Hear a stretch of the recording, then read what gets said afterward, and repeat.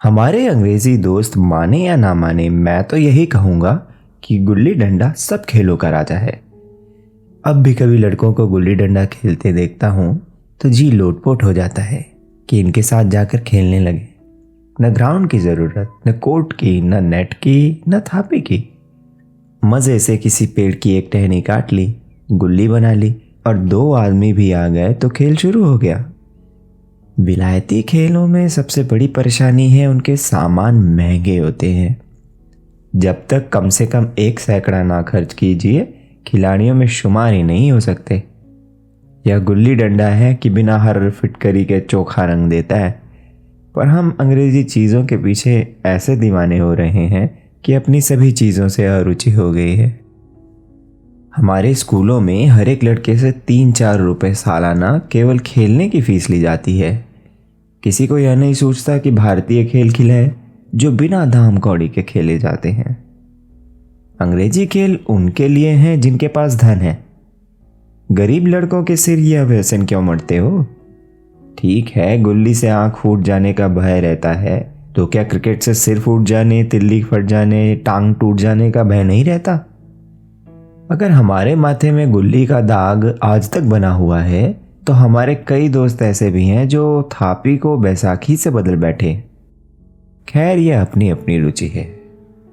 मुझे गुल्ली ही सब खेलों से अच्छी लगती है और बचपन की मीठी स्मृतियों में गुल्ली ही सबसे मीठी है।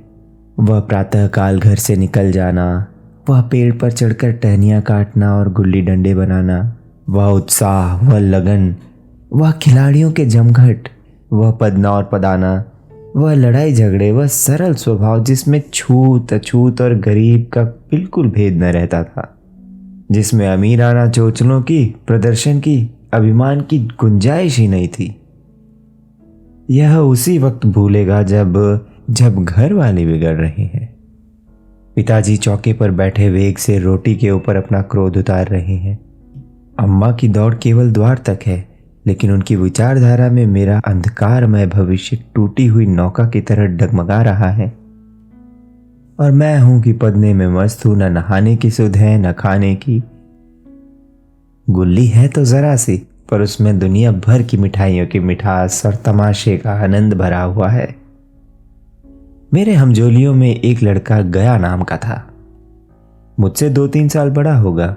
दुबला, लंबा, बंदरों की सी लंबी लंबी पतली पतली उंगलियां, बंदरों की सी ही चपलता, वही झल्लाहट। गुल्ली कैसी ही हो, उस पर इस तरह लपकता था जैसे छिपकली कीड़ों पर लपकती है। मालूम नहीं उसके माँ बाप थे या नहीं, कहाँ रहता था, क्या खाता था, पर था हमारे गुल्ली क्लब का चैंपियन। जिसकी तरफ वह आ जाए उसकी जीत निश्चित थी। हम सब उसे दूर से आते देख उसका दौड़ कर स्वागत करते थे और उसे अपने साथ कर लेते थे। एक दिन हम और गया दो ही खेल रहे थे। वह पदा रहा था, मैं पद रहा था। मगर कुछ विचित्र बात है कि पदाने में हम दिन भर मस्त रह सकते हैं, पदना 1 मिनट का भी अखरता है। मैंने गला छुड़ाने के लिए जब चालें चली, जो ऐसे अवसर पर शास्त्रविहित ना होने पर भी क्षम्य मान्य है, लेकिन गया अपना दाव लिए बगैर मेरा पिंड न छोड़ता था। अनुनय विनय का कोई असर ना हुआ। मैं घर की ओर भागा। गया ने मुझे दौड़ कर पकड़ लिया और डंडा तान कर बोला, मेरा दाव देकर जाओ। पदाया तो बड़े बहादुर बन के, पदने की बेर क्यों भाग जाते हो? मैंने कहा, तुम दिन भर पदाओ तो मैं दिन भर पदता रहूं? गया, हाँ, तुम्हें दिन भर पदना पड़ेगा। मैंने कहा, न खाने जाओ न पीने जाऊं? गया, हाँ, मेरा दाव दिए बिना कहीं नहीं जा सकते। मैं बोला, मैं तुम्हारा गुलाम हूं? गया, हाँ, मेरे गुलाम हो। मैं घर जाता हूं, देखो मेरा क्या कर लेते हो। घर कैसे जाओगे? कोई दिल लगी है? दाव दिया है, दाव लेंगे। अच्छा, कल मैंने तुम्हें अमरूद खिलाया था, वह लौटा दो। वह तो पेट में चला गया। निकालो पेट से, तुमने क्यों खाया मेरा अमरूद? अमरूद तुमने दिया था, तब मैंने खाया, तुमसे मांगा न था। जब तक मेरा अमरूद ना दोगे मैं दाव न दूंगा।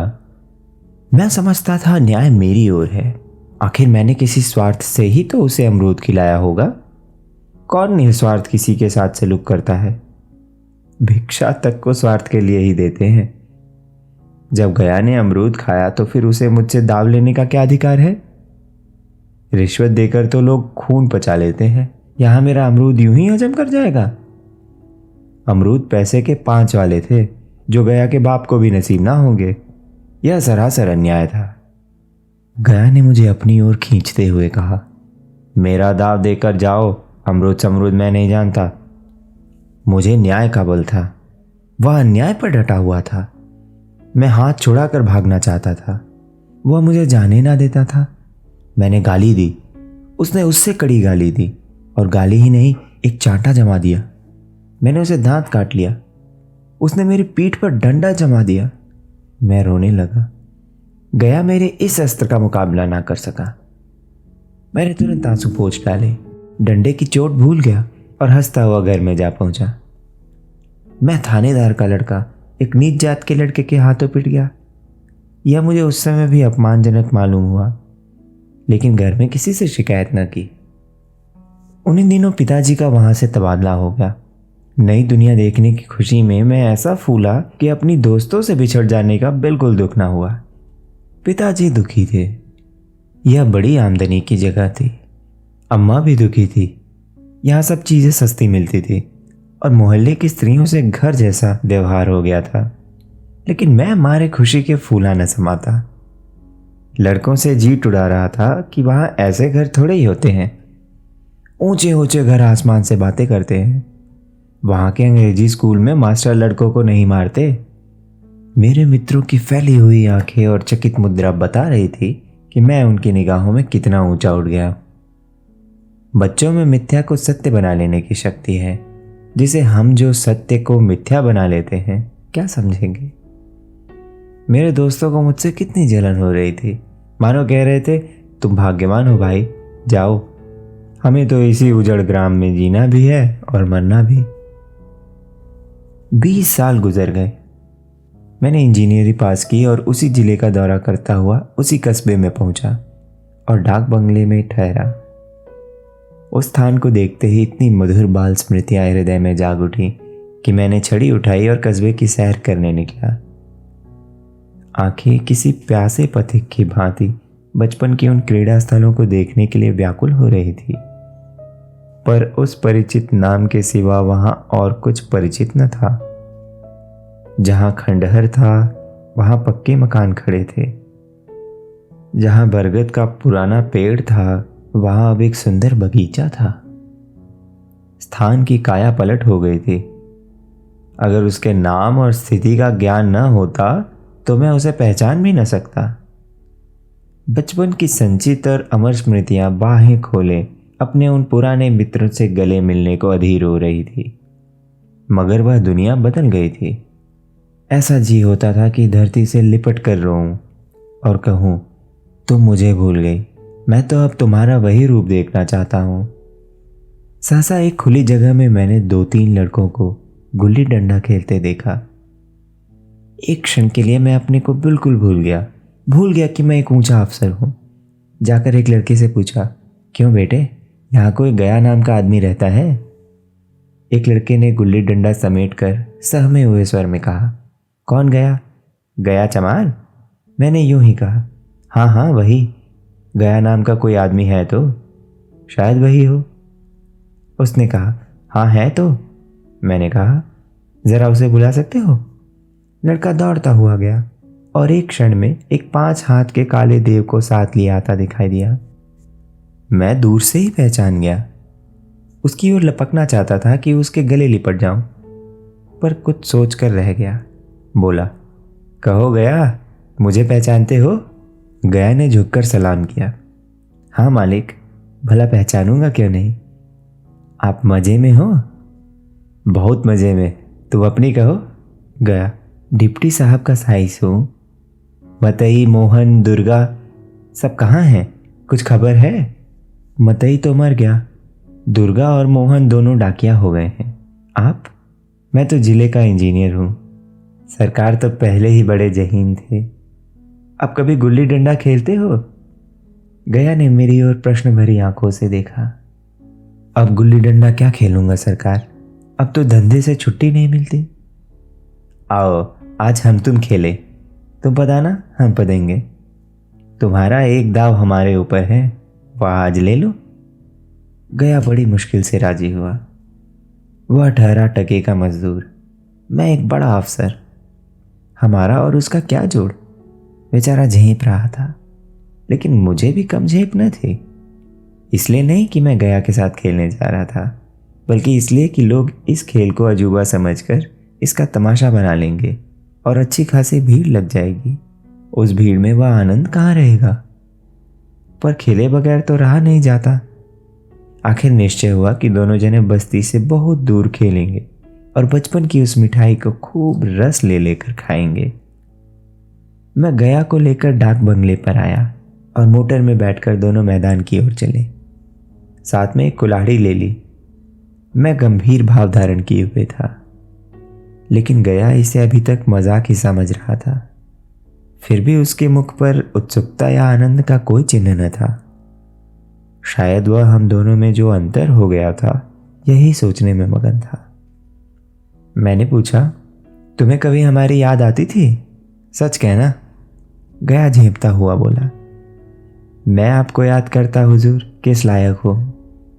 भाग में आपके साथ कुछ दिन खेलना बदा था, नहीं मेरी क्या गिनती। मैंने कुछ उदास होकर कहा, लेकिन मुझे तो बराबर तुम्हारी याद आती थी। तुम्हारा वह डंडा जो तुमने तान कर जमाया था, याद है ना? गया ने पछताते हुए कहा, वह लड़कपन था सरकार, उसकी याद न दिलाओ। वह मेरे बाल जीवन की सबसे रसीली याद है। तुम्हारे उस डंडे में जो रस था, वह तो अब न आदर सम्मान में पाता हूं न धन में। इतनी देर में हम बस्ती से कोई 3 मील निकल आए। चारों तरफ सन्नाटा है। पश्चिम और कोसों तक भीमताल फैला हुआ है, जहां आकर हम किसी समय कमल पुष्प तोड़ ले जाते थे और उसके झूमर बनाकर कानों में डाल लेते थे। जेठ की संध्या केसर में डूबी चली आ रही है। मैं लपक कर एक पेड़ पर चढ़ गया और एक टहनी काट ली। चटपट गुल्ली डंडा बन गया। खेल शुरू हो गया। मैंने गुच्ची में गुल्ली रखकर उछाली। गुल्ली गया के सामने से निकल गई। उसने हाथ लपकाया जैसे मछली पकड़ रहा हो। गुल्ली उसके पीछे जाकर गिरी। यह वही गया है जिसके हाथों में गुल्ली जैसे आप ही आकर बैठ जाती थी। वह दाहिने बाएं कहीं हो, गुल्ली उसकी हथेली में ही पहुंचती थी, जैसे गुल्लियों पर वशीकरण डाल देता हो। नई गुल्ली, पुरानी गुल्ली, छोटी गुल्ली, बड़ी गुल्ली, नोकदार गुल्ली, सपाट गुल्ली, सभी उससे मिल जाती थी। जैसे उसके हाथों में कोई चुंबक हो, गुल्लियों को खींच लेता हो। लेकिन आज गुल्ली को उससे वह प्रेम नहीं रहा। फिर तो मैंने पदाना शुरू किया। मैं तरह तरह की धांधलियां कर रहा था। अभ्यास की कसर बेईमानी से पूरा कर रहा था। उठ जाने पर भी डंडा खुले जाता था। हालांकि शास्त्र के अनुसार गया की बारी आनी चाहिए थी। गुल्ली पर ओछी चोट पड़ती और वह जरा दूर गिर पड़ती तो मैं झपट कर उसे खुद उठा लेता और दोबारा टान लगाता। गया यह सारी बेकायदगियां देख रहा था, पर कुछ न बोलता था, जैसे उसे वह सब कायदे कानून भूल गए। उसका निशाना कितना अचूक था।